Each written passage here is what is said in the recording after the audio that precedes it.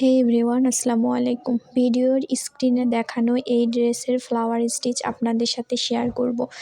আমি এই কালারের ফ্লাওয়ার দেখিয়েছি, আপনারা সেম প্রসেসে যে কোনো কালারের সুতা দিয়ে ফ্লাওয়ারগুলো ড্রেসে করে নিতে পারেন। ফার্স্টেই আমি আর্ট করে নিয়েছি, দেন এখানে আমি নেভি ব্লু কালার সুতা নিয়েছি এবং পাপড়িগুলো শার্টিন স্টিচ দিয়ে ভরাট করে দিচ্ছি। এখানে শার্টিন স্টিচ বা কাশ্মীরি ভরাট স্টিচ দুটোর যে কোনো একটা দিয়ে আপনারা ভরাট করে নিতে পারেন, তবে শার্টিন স্টিচ একটু দ্রুত হয়, যার কারণে আর ফুলটাও যেহেতু ছোট তাই এই সেলাইটা দিলে কোনো প্রবলেম হবে না।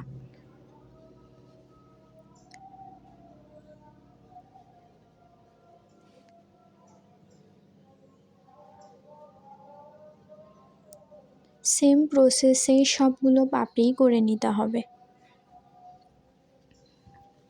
ভিডিওর কোথাও কোনো কিছু বুঝতে অসুবিধা হলে অবশ্যই কমেন্টে জানাবেন। যদিও আমি সহজভাবে এবং সুন্দরভাবে আপনাদের সাথে বোঝানোর চেষ্টা করেছি, তারপরেও যদি ভুল ভ্রান্তি থেকে থাকে ক্ষমা সুন্দর দৃষ্টিতে দেখবেন এবং কোনো কিছু জানার থাকলে অবশ্যই কমেন্টে জানাবেন।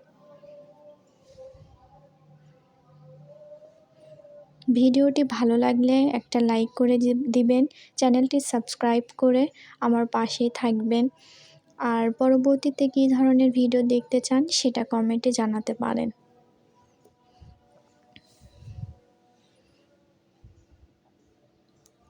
আমার চ্যানেলে ফ্লাওয়ারের আরও বিভিন্ন ধরনের ফ্লাওয়ার স্টিচ শেয়ার করেছি আমি আপনাদের সাথে, চাইলে আমার চ্যানেলটি ভিজিট করে আপনারা সেই টিউটোরিয়ালগুলোও দেখে আসতে পারেন।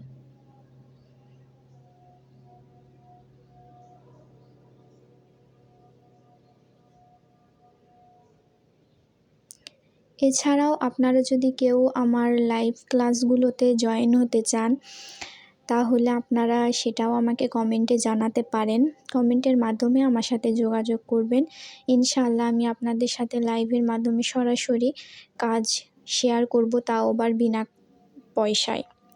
এতে কোনো খরচ বা কোনো টাকার প্রয়োজন নেই। ফ্লাওয়ারের পাপড়িগুলো করার পর মাঝখানে দেখতে পারলেন সেম স্টিচ দিয়েই আমি ভরাট করে দিয়েছি হলুদ কালার সুতা দিয়ে, দেন ডাল করে দিলাম সবুজ কালার দিয়ে, ডাল সেলাই দিয়েই ডালটা করেছি।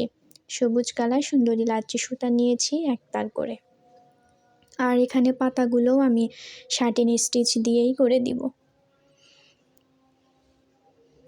সবগুলোই এখানে সুন্দরী লাচ্ছি সুতা নেওয়া হয়েছে, শুধু ফ্লাওয়ারের ক্ষেত্রে আমি 2 তার করে নিয়েছি, আর ডাল এবং পাতার ক্ষেত্রে এখানে 1 তার করে নিয়েছি। আপনারা চাইলে 2 তার করেও নিতে পারেন, আবার ফ্লাওয়ারগুলোও 1 তার করে করা যাবে, এটা আপনাদের ইচ্ছার উপরে। আজকের মতো এই পর্যন্তই। আল্লাহ হাফেজ।